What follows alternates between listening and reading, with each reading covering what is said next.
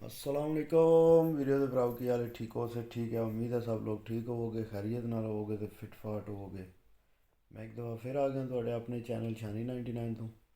ਜਿਸ ਤਰ੍ਹਾਂ ਕਿ ਪਤਾ ਤੁਹਾਨੂੰ ਕਬੂਤਰਾਂ ਦੀਆਂ ਵੀਡੀਓ ਚੱਲਦੀਆਂ ਨੇ ਪਈਆਂ ਤੇ ਉਹਦੇ ਤੇ ਹੀ ਗੱਲਬਾਤ ਕਰਨੀ ਹੈ। ਤੇ ਅੱਜ ਗੱਲਬਾਤ ਤੁਹਾਡੇ ਨਾਲ ਕਰਾਂਗੇ ਕਿ ਜੇ ਕਬੂਤਰਾਂ ਦੇ ਵਿੱਚ ਜਿਹੜੇ ਸੋਨੇ ਦਾ ਵਰਕ ਤੇ ਚਾਂਦੀ ਦਾ ਵਰਕ ਹੈ ਉਹ ਇਸਤੇਮਾਲ ਹੁੰਦਾ ਹੈ, ਉਹਦੀ ਮਿਕਦਾਰ ਕੀ ਹੋਣੀ ਚਾਹੀਦੀ ਹੈ ਤੇ ਉਹ ਤੁਸੀਂ ਕਿਸ ਤਰ੍ਹਾਂ ਕਬੂਤਰਾਂ ਨੂੰ ਦੇ ਸਕਦੇ ਹੋ, ਕਿਸ ਤਰ੍ਹਾਂ ਕਬੂਤਰਾਂ ਨੂੰ ਇਸਤੇਮਾਲ ਕਰ ਸਕਦੇ ਹੋ, ਇਹਨਾਂ ਦੇ ਫਾਇਦੇ ਕੀ ਨੇ ਸੋਨੇ ਤੇ ਚਾਂਦੀ ਦੇ ਵਰਕ ਦੇ, ਇਹ ਵੀ ਚੀਜ਼ਾਂ ਤੁਹਾਡੇ ਨਾਲ ਸ਼ੇਅਰ ਕਰਨੇ ਆ। ਤੇ ਸਾਰਿਆਂ ਤੋਂ ਪਹਿਲਾਂ ਸਾਰੇ ਵੀਰ ਭਰਾ ਦੁਆ ਕਰੋ ਯਾਰ ਜਿਹੜਾ ਨਾ ਮੁੰਡਾ ਜਲਦੀ ਜਲਦੀ ਮੇਰਾ ਠੀਕ ਹੋ ਜੇ, ਕਿਉਂਕਿ ਜਿਹੜੀਆਂ ਡਾਕਟਰ ਦਵਾਈਆਂ ਦਿੰਦੇ ਨੇ ਨਾ ਪਏ ਉਹਨਾਂ ਦੀ ਵਜ੍ਹਾ ਤੋਂ ਮੈਦਾ ਬਹੁਤ ਖ਼ਰਾਬ ਹੁੰਦਾ ਪਿਆ, ਤੇ ਮੈਦਾ ਖ਼ਰਾਬ ਹੋਇਆ ਤੇ ਮਸਲਾ ਸਾਰਾ ਗੜਬੜ ਹੋ ਜਾਣਾ। ਤੇ ਇਸ ਗੱਲੇ ਦੁਆ ਕਰੋ ਜਲਦੀ ਜਲਦੀ ਮੇਰਾ ਮੁੰਡਾ ਠੀਕ ਹੋਵੇ ਮੇਰਾ ਤੇ ਕੰਮ ਤੇ ਚੜੀਏ। ਤੇ ਸੋਨੇ ਦੇ ਵਰਕ ਦੀ ਗੱਲ ਕਰਨੇ ਆ ਤੇ ਸੋਨੇ ਦੇ ਵਰਕ ਦੀ ਜਿਹੜੇ ਇਹਦੇ ਕੰਮ ਨੇ ਨਾ ਉਹ ਕਹੇ ਨੇ ਕਬੂਤਰ ਨੂੰ ਇਹ ਲੰਬੀ ਪ੍ਰਵਾਜ਼ ਤੁਹਾਡੇ ਕਰਾਉਣ ਵਿੱਚ ਮਦਦ ਦੇਗਾ। ਕਬੂਤਰ ਦੀ ਜਿਸਮਾਨੀ ਜਿਹੜੀ ਕਮਜ਼ੋਰੀਆਂ ਨੇ ਉਹ ਸਾਰੀਆਂ ਦੂਰ ਕਰ ਛੱਡੇਗਾ। ਤੇ ਉਹਦੇ ਤੋਂ ਬਾਅਦ ਕਬੂਤਰ ਦੇ ਕੋਈ ਵੀ ਜਿਹੜਾ ਨੁਸਖਾ ਹੈ ਕਬੂਤਰ ਦੀ ਪ੍ਰਵਾਜ਼ ਵਧਾਉਂਦਾ ਹੈ, ਉਹ ਤੁਸੀਂ ਸਮਝ ਲਓ ਕਿ ਉਹ ਪੱਠਿਆਂ ਨੂੰ ਤਾਕਤ ਦਿੰਦਾ। ਜਿਹੜੀ ਚੀਜ਼ ਪੱਠਿਆਂ ਨੂੰ ਤਾਕਤ ਦਿੰਦੀ ਹੈ ਉਹਦੇ ਨਾਲ ਕਬੂਤਰ ਪ੍ਰਵਾਜ਼ ਵਧਾਉਂਦੇ ਨੇ, ਇਹ ਤੁਸੀਂ ਚੀਜ਼ ਆਪਣੇ ਜ਼ਿਹਨ ਵਿੱਚ ਰੱਖ ਲੈਣੀ। ਤੇ ਇਸਤੇਮਾਲ ਜਿਹੜਾ ਤੁਸੀਂ ਇਹਦਾ ਉਹ ਕਰ ਸਕਦੇ ਹੋ, ਖੁਰਾਕ ਵਿੱਚ ਵੀ ਕਰ ਸਕਦੇ ਹੋ ਤੇ ਤੁਸੀਂ ਨੁਸਖਿਆਂ ਵਿੱਚ ਵੀ ਇਸਤੇਮਾਲ ਕਰ ਸਕਦੇ ਹੋ, ਮਾਜੂਨਾਂ ਵਿੱਚ ਵੀ ਇਸਤੇਮਾਲ ਕਰ ਸਕਦੇ ਹੋ। ਤੇ ਕੋਈ ਤੇ ਜਿਹੜੀਆਂ ਮਾਜੂਨਾਂ ਨੇ ਉਹਨਾਂ ਵਿੱਚ ਐਟੋਮੈਟਿਕ ਸੋਨੇ ਤੇ ਚਾਂਦੀ ਦਾ ਵਰਕ ਪਿਆ ਹੁੰਦਾ, ਜਿਹੜੇ ਉਸਤਾਦ ਬੰਦੇ ਇਸਤੇਮਾਲ ਕਰਦੇ ਨੇ। ਤੇ ਇਹ ਤਰੀਕਾਕਾਰੀ ਦਾ ਤੁਸੀਂ ਭਾਵੇਂ ਖੁਰਾਕ ਨਾਲ, ਤੇ ਇਹ ਜ਼ਿਆਦਾ ਨਹੀਂ ਹਫਤੇ ਵਿੱਚ ਦੇਣਾ, ਜ਼ਿਆਦਾ ਤੋਂ ਜ਼ਿਆਦਾ ਇੱਕ ਵਾਰੀ ਤੁਸੀਂ ਜਿਹੜਾ ਨਾ ਉਹ ਕਬੂਤਰਾਂ ਨੂੰ ਜਦੋਂ ਤੁਸੀਂ ਸਮਝੋ ਕਿ ਮੇਰਾ ਕਬੂਤਰ ਅੱਜ ਪ੍ਰਵਾਜ਼ ਘਟਾ ਕੇ ਆਇਆ ਘੰਟਾ ਡੇਢ, ਮਿਸਾਲ ਦੇ ਤੌਰ 'ਤੇ ਤੁਸੀਂ ਸਮਝਦੇ ਹੋ ਕਿ ਕਬੂਤਰ ਕਮਜ਼ੋਰੀ ਮਹਿਸੂਸ ਕਰਦਾ ਪਿਆ, ਤੁਸੀਂ ਉਦੋਂ ਮਤਲਬ ਹਫਤੇ ਵਿੱਚ ਜੇ ਤੁਹਾਡੀਆਂ ਡੱਕ ਬਾਈ ਡੱਕ ਫਿਰਤਾਂ ਨੇ ਨਾ ਤੇ ਹਫਤੇ ਵੀ ਤੁਹਾਡੀਆਂ 3 ਫਿਰਤਾਂ ਬਣ ਗਈਆਂ ਜਾਂ 4 ਫਿਰਤਾਂ ਕਰ ਲਓ, 3 ਡੱਕਾਂ ਕਰ ਲਓ। ਤੇ ਤੁਸੀਂ ਤਿੰਨਾਂ ਡੱਕਾਂ ਤੋਂ ਤੇ ਤਿੰਨਾਂ ਫਿਰਤਾਂ ਤੋਂ ਬਾਅਦ ਜਿਹੜਾ ਨਾ ਇੱਕ ਗੋਲੀ ਵਿੱਚ ਤੁਸੀਂ ਇੱਕ ਵਰਕਾ ਸੋਨੇ ਦੇ ਵਰਕ ਦਾ ਜਿਹੜਾ ਨਾ ਉਹ ਕਬੂਤਰ ਵਾਸਤੇ ਬੜਾ ਹੁੰਦਾ। ਤੇ ਇਹ ਜ਼ਿਆਦਾ ਚੀਜ਼ਾਂ ਇਸਤੇਮਾਲ ਨਹੀਂ ਕਰਨੀਆਂ ਕਿਉਂਕਿ ਫਿਰ ਸਾਈਡ ਇਫੈਕਟ ਵੀ ਜਿਹੜਾ ਉਹ ਬਣ ਜਾਂਦਾ, ਕਿਉਂਕਿ ਜਾਨਵਰ ਹੈ ਪਤਾ ਪਰਿੰਦਾ, ਤੁਸੀਂ ਜ਼ਿਆਦਾ ਉਹਨੂੰ ਦੋ ਦੇ ਕੇ ਫਿਰ ਮਸਲਾ ਬਣੇਗਾ, ਉਹਦੇ ਵਾਸਤੇ ਉਹ ਤੰਗ ਹੋਵੇਗਾ। ਤੇ ਉਹਦੇ ਤੋਂ ਬਾਅਦ ਜਿਹੜਾ ਹੈ ਚਾਂਦੀ ਦਾ ਵਰਕ ਹੈ, ਚਾਂਦੀ ਦਾ ਵਰਕ ਜਿਹੜਾ ਇਹਦੀ ਤਾਸੀਰ ਜਿਹੜੀ ਹੈ ਜਿਗਰ ਨੂੰ ਠੰਡਾ ਕਰਦਾ, ਠੰਡਾ ਰੱਖਦਾ ਜਿਗਰ ਨੂੰ। ਤੇ ਜਿਸ ਟਾਈਮ ਕਬੂਤਰ ਦੌਰਾਨ ਪ੍ਰਵਾਜ਼ ਹੁੰਦਾ ਉਸ ਟਾਈਮ ਇਹ ਕਬੂਤਰ ਨੂੰ ਜਿਹੜਾ ਨਾ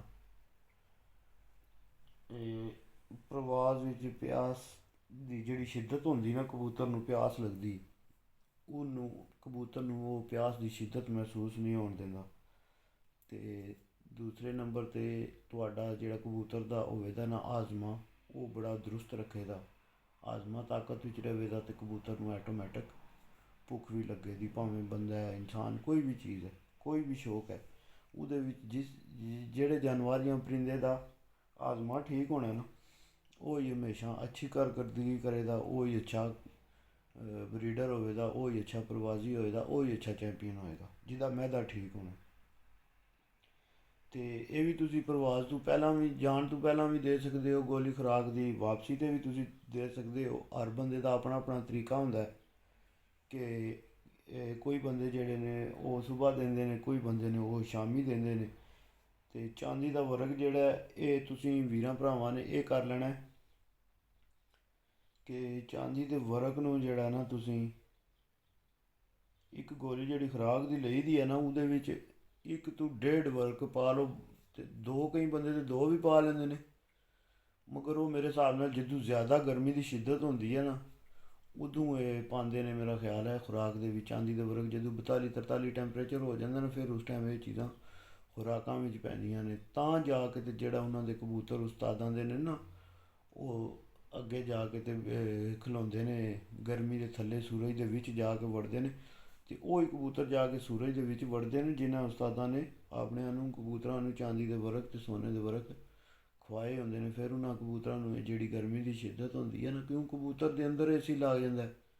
ਜਿੱਦਾਂ ਕਬੂਤਰ ਦੇ ਅੰਦਰ ਏਸੀ ਲੱਗ ਜਾਂਦਾ, ਤਾਕਤ ਉਹਨੂੰ ਲੱਭ ਜਾਂਦੀ ਹੈ, ਅਤੇ ਉਹਨੂੰ ਕੋਈ ਸ਼ੈ ਜਿਹੜੀ ਹੈ ਪਰਵਾਹ ਹੀ ਨਹੀਂ ਲੱਗਦੀ। ਜਿਵੇਂ ਤੁਸੀਂ ਗਰਮੀਆਂ ਵਿੱਚ ਇਹ ਬੰਦੇ ਪੀਂਦੇ ਹੋ, ਕੋਈ ਜੂਸ ਪੀਂਦਾ ਹੈ, ਕੋਈ ਕੋਈ ਗੰਨੇ ਦਾ ਜੂਸ ਪੀਂਦਾ ਹੈ, ਕੋਈ ਕੁਝ ਪੀਂਦਾ ਹੈ, ਅਤੇ ਇਹ ਸਾਰੀਆਂ ਚੀਜ਼ਾਂ ਕਿ ਨੇ ਬੰਦੇ ਨੂੰ ਅੰਦਰੋਂ ਠੰਡਾ ਰੱਖਣੇ ਵਾਸਤੇ। ਸੇਮ ਕਬੂਤਰਾਂ ਦਾ ਵੀ ਇਹ ਹਿਸਾਬ ਹੈ। ਅਤੇ ਇਸ ਗੱਲੇ ਜਿਤਨੇ ਵੀ ਵੀਰ ਭਰਾ ਹੋ ਨਾ, ਇਹ ਕੋਸ਼ਿਸ਼ ਕਰਕੇ ਇਹ ਚੀਜ਼ਾਂ ਲਾਜ਼ਮੀ ਨੇ। ਮੈਂ ਤਾਂ ਤੁਹਾਨੂੰ ਬਾਰ ਬਾਰ ਆਣਾ, ਜੇਕਰ ਤੁਹਾਡੇ ਕੋਲ ਅੱਛੇ ਕਬੂਤਰ ਬਣ ਗਏ ਨੇ ਨਾ 8 9 10 ਘੰਟੇ ਆਪਣੀ ਜ਼ਾਤੀ ਪ੍ਰਵਾਦ ਵਾਲੇ ਕਬੂਤਰ, ਫਿਰ ਸਿਰਫ ਤੁਸੀਂ ਉਹਨਾਂ ਕਬੂਤਰਾਂ ਨੂੰ ਇਹ ਚੀਜ਼ਾਂ ਦਿਓ, ਤੁਹਾਨੂੰ ਕਿਸੇ ਚੀਜ਼ ਦੀ ਕਿਸੇ ਨੁਸਖੇ ਦੀ ਜ਼ਰੂਰਤ ਨਹੀਂ ਪੈਣ ਲੱਗੀ। ਅਤੇ ਜੇ ਕਬੂਤਰ ਹੀ 3 4 ਘੰਟੇ ਵਾਲੇ ਨੇ ਤਾਂ ਫਿਰ ਭਾਈ ਜੀ ਜ਼ਾਹਰੀ ਗੱਲ ਹੈ, ਫਿਰ ਤਾਂ ਨੁਸਖੇ ਲਾਣੇ ਜੀ, ਉਹਨਾਂ ਨੂੰ ਖੁਰਾਕਾਂ ਜਿਹੜੀਆਂ ਨੇ ਉਹ ਵੱਖਰੀਆਂ ਦੇਣੀਆਂ ਨੇ। ਅਤੇ ਇਸ ਗੱਲੇ ਜਿਹੜਾ ਕੋਸ਼ਿਸ਼ ਕਰਕੇ ਪਹਿਲਾਂ ਅੱਛਾ ਜਾਨਵਰ ਲਿਆਓ, ਅੱਛਾ ਜਾਨਵਰ ਸਿਲੈਕਟ ਕਰੋ, ਭਾਵੇਂ ਉਹ ਬਰੀਡਰ ਹੋਵੇ ਅਤੇ ਭਾਵੇਂ ਉੱਡਣ ਵਾਲਾ ਹੋਵੇ। ਉਹ ਜਿਸ ਟਾਈਮ ਅੱਛਾ ਤੁਸੀਂ ਸਿਲੈਕਟ ਕਰਕੇ ਲਿਆਓਗੇ ਤਾਂ ਫਿਰ ਤੁਹਾਨੂੰ ਅੱਛਾ ਕਬੂਤਰਬਾਜ਼ੀ ਦਾ ਮਜ਼ਾ ਵੀ ਆਵੇਗਾ, ਸਵਾਦ ਵੀ ਆਵੇਗਾ।